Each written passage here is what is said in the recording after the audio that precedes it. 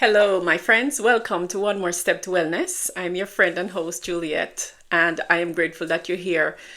We spent some time looking at mental illness in our last episode, and today I wanted to just recap a little bit. I know that we don't spend a lot of time watching so much of these videos, especially if after they go like 10-15 minutes, but I really want you to hang tight with me today because I want to go over some very important information. Mental illness is caused by many factors, and that's what I talked about on the last video. So if you want to go back there to take a look, that's perfectly fine. But I talked about biological factors, psychological factors, environmental factors. I talked about medical conditions that could also cause mental illness. And I also mentioned that societal issues and cultural issues are factors that also trigger some mental illness. But nonetheless, no matter the causation, I want you to know that there are some things that we can do that are within our control for us to manage the symptoms that may arise from the illness itself. It is only in understanding illness that we can choose wellness, because I also told you, wellness is not an option, it is the option. We look at what could potentially happen, when we are diagnosed or someone is diagnosed with a mental illness. It can result in all kinds of things, significant hardship in our lives. And we don't really want to talk about mental illness because it's still not a very comfortable topic to talk about. But it is a reality, whether it is in our lives or the lives of our loved ones. I want to mention today that there are options to manage these issues, no matter where they come from. Whether it's a biological issue, environmental issue, psychological issue, whatever the cause, we must take a look at these 8 key areas of health that we can use to really kind of apply these principles to managing the issues that arise as a result of mental illness. So take, for example, there is something that is happening in our lives, and I mentioned women. The last episode, I talked about menopause and phase of life. So today, I want to talk about applying emotional health, the principles as we understand that lives in one of these key areas of the 8 dimensions of wellness. What can we take from that and apply to the issue of mental illness, no matter the cause? So today we're going to talk about emotional health and wellness, one of those 8 dimensions. When we think about our emotions, we must feel free to express a wide range of emotions. After all, we're human. You're human. You have a brain. You and I have a brain. And there are times when our emotions, as we know it, truly rules the roost. But I want to kind of tap into 2 emotions that has the potential to cause significant impairment in our lives. These 2 emotions that I want to talk about today are fear and anger. Whatever the cause of the illness, we have to now take a look at what emotion goes alongside. Is it a biological issue where it's a family history? Is it genetics? Is it a neurochemical imbalance in the brain that's happening? And what if you were experiencing things like discrimination, which is also a factor, right, that causes some mental illness? What if you were experiencing significant stress because you've lost a loved one? That's a psychological issue. Or what if you are experiencing such incredible amount of stress in your life? You're going to have some form of fear, and you may have some anger. Did you know that even exposure to toxin can cause change in brain chemistry? You're going to perhaps feel a sense of fear and anger. So I want to take a look at those today, and I want to tell you a few things about fear and anger and why it is so important that you first identify the emotion that is causing the change in your life, and not to mention that the fact that they might be so undesirable, because these 2 powerful emotions have the ability to significantly disrupt your life. And I'm going to tell you about 5 things here that you must remember as it relates to your emotion. And we try to find a way to manage them. I'm going to tell you 5 things, and I'm going to give you 2 coping skills that studies have shown that they work. So hang out. Don't go anywhere. Stay with me for a little bit. I know sometimes the attention is not there and we don't have the time, but come back to this video if you have to. Let's take a look at anger and fear. Anger and fear are 2 emotions. Same coin, but 2 different sides. Now, why do I say this? These 2 emotions activate the nervous system and they trigger the fight or flight response in our bodies. So these 2 emotions it is important that we pay attention to these emotions, because if not, they are very hard to hold on to. It's like something that's about to gallop and get away from you. And once it is unbridled, it is very difficult to pull back. So one of the questions I want to ask you: how is anger and fear manifested in your life? This emotion, how is it manifested in your life? Have you ever noticed? What is it that causes you to feel this perceived, this feeling where you are at risk or you're vulnerable to something? Do you notice any pattern to that? The brain is adaptive, it has a way of conforming to what you allow it to do, but it takes time and it takes practice. So learning how to manage these 2 powerful emotions, remember I told you that this is one coin with 2 sides.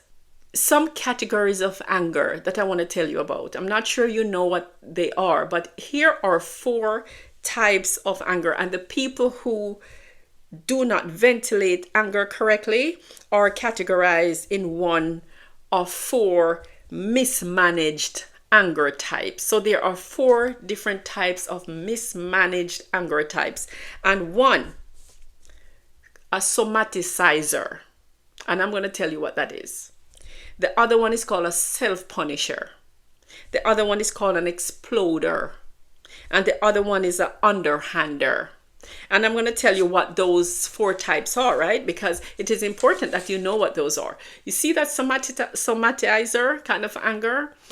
It's someone who holds on to anger, and all of a sudden the body just holds on to it. So the body feels it. So if you are that kind of a person, it is really important that you're able to identify that, because otherwise you tend to have that physical response, especially when you are angry. It's a passive behavior style that takes its toll on the body. Somatizers are individuals who choose not to express their feelings of anger overtly, but rather suppress them for fear of rejection or loss or approval for those who have caused a grievance. Then we have the self-punisher. That is a mismanaged anger style that involves those who channel anger into guilt. There is another one that's called the exploder. Exploders represent the stereotype of uncontrolled aggression. They express their anger in very hostile ways. And then we have, again, the self-punishers, right? We talk about the self-punishers, and we talk about now the underhandlers. Like the exploder exhibits an active style of mismanaged anger that inflicts mild abuse on individuals that are in their proximity. So if you're close to those people and they're angry, the first person they find to express their anger on, that's what they're going to do. These are the types of, mismanaged emotions as they relate to anger. Let's look now to fear.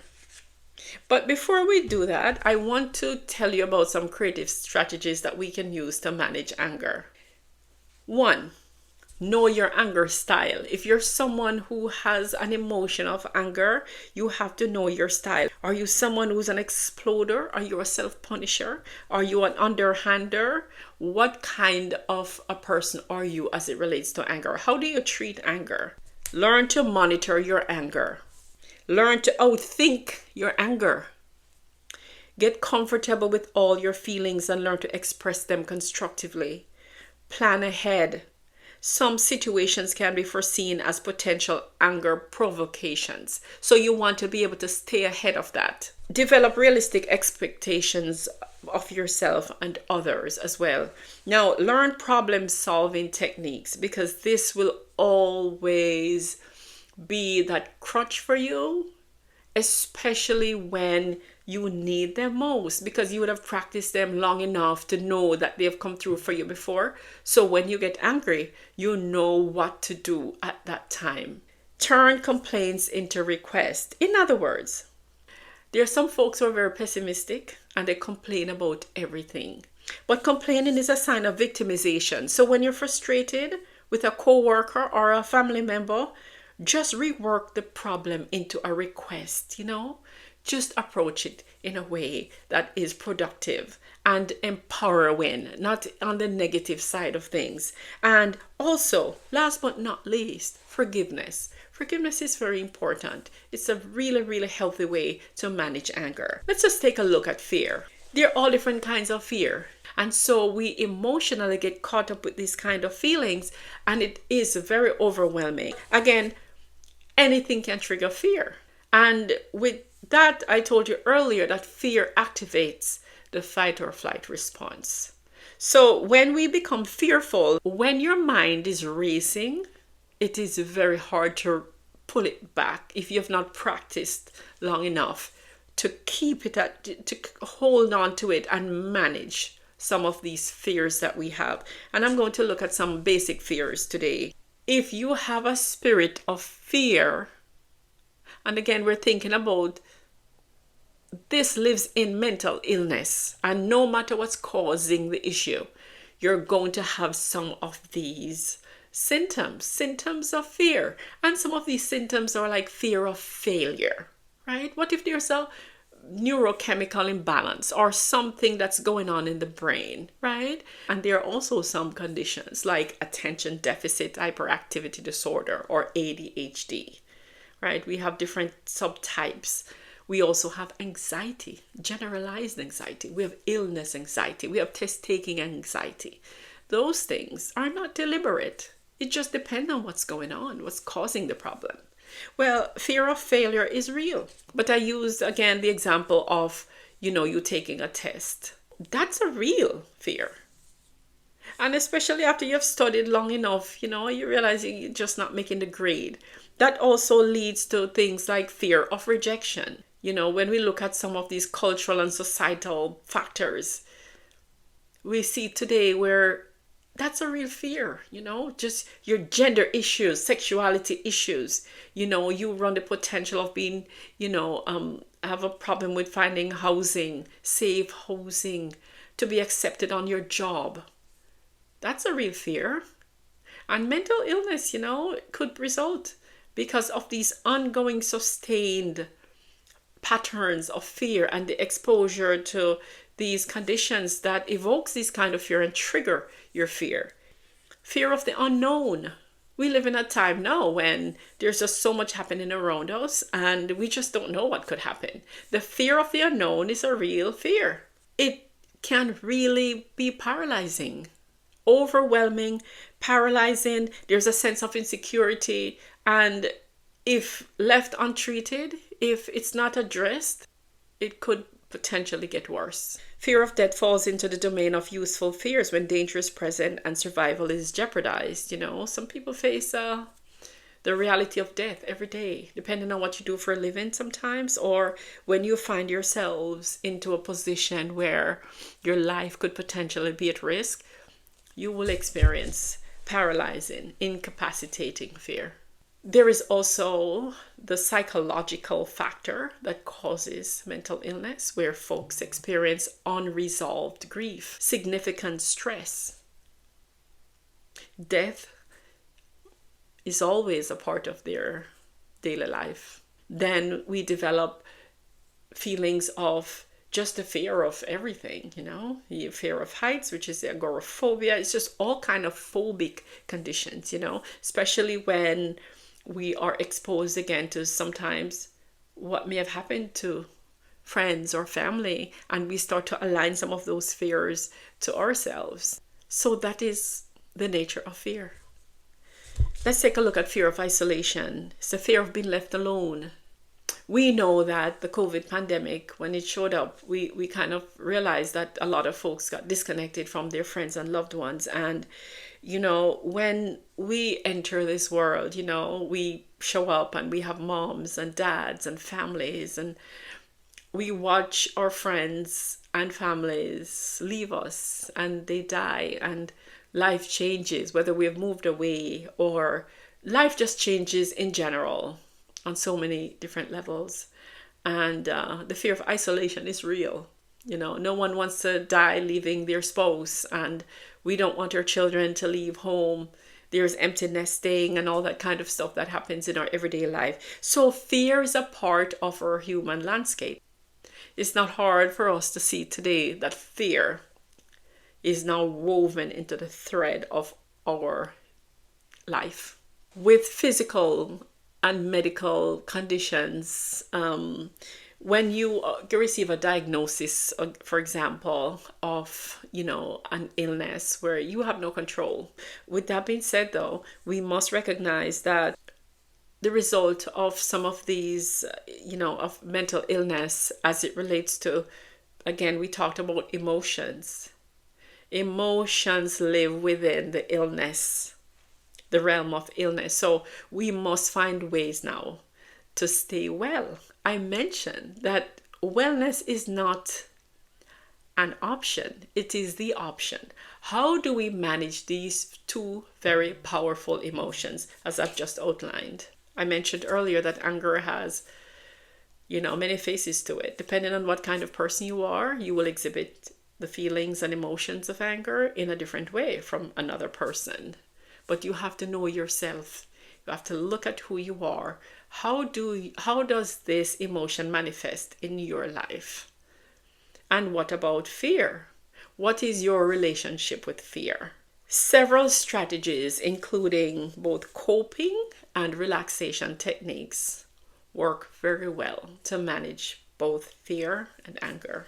Finding a balance between both requires practice. Deep breathing, for example, counting from 1 to 10 when you're angry, removing yourself from the environment. If you're not able to move yourself from the environment, take a pause. I usually recommend run that finger from the base of your thumb and up and down, taking a deep breath along the way to allow time for you to just calm down. Count from 1 to 10. Count from 10 to 1 backward before you say something, before you speak. If there is no real threat in front of you, take a pause. Anger is something. It's like a nail placed in a wall. You remove that nail, but the impression is still there. Fear is something that you must confront, especially if your fears are unfounded. You must be able to make a decision as to whether or not the fear is a real thing, or is it just something that was concocted in the mind and it so now results in your actions that have no basis. But I want you to come back because we're going to talk more about emotions. Whatever that emotion is, especially with fear and anger, it must be addressed. Anger and fear have no real benefits, especially if the situation does not require that. There's never a place for anger. Fear, some reason. So with that being said, I want you to think about ways that you can manage anger and fear. We're going to look at that again. And I want you now, though, to consider deep breathing. And we will look at some resources that can help you to think about ways that you can breathe, pause, rest, and just be. Take a look. Do some self-reflection. Like, share, comment, and subscribe. And come back again. And we can talk more about emotional health and wellness. No matter what you do today, if you can just take one more step, just no matter how small, take one more step to wellness. And as we say in Jamaica, Until I see you again, walk good and come back soon. Bring a friend. Welcome again to One More Step to Wellness. Take care. Bye bye.